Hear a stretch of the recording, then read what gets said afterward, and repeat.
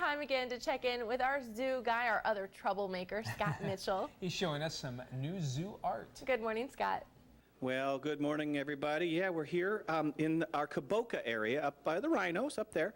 And what we've, Paul, our artist, Paul Barker from Illinois, has created supposed to look like a window. You're looking out a window into another treehouse area with a deck.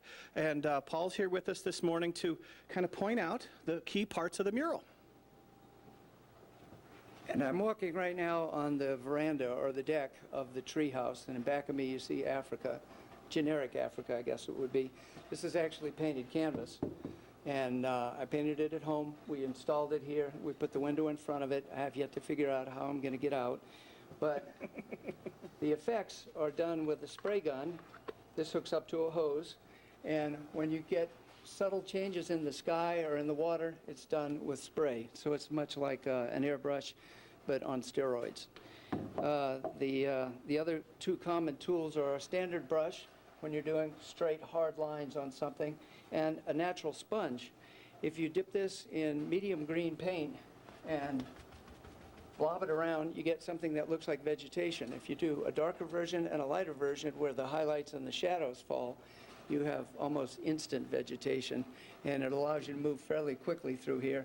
Where you get bogged down is when you have to measure things, do right angles, if we can pan over to here, and the shadows have to be done with, in this case, an actual airbrush, a tiny little thing, which I've got at home, that runs off of a much smaller compressor than the big thing.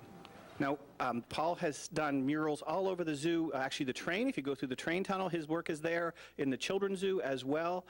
And he's actually going to be in town working on an exhibit in the horse barn. So if you do happen to come up to the zoo and you take a walk in the horse barn, you might see him at work. And it's pretty cool to watch a whole bunch of green blobs turn into a piece of art like this. So if you get a chance, come on up, and all this stuff will be opening this spring, so we'll keep you updated and explain what a genet is some point in the near future.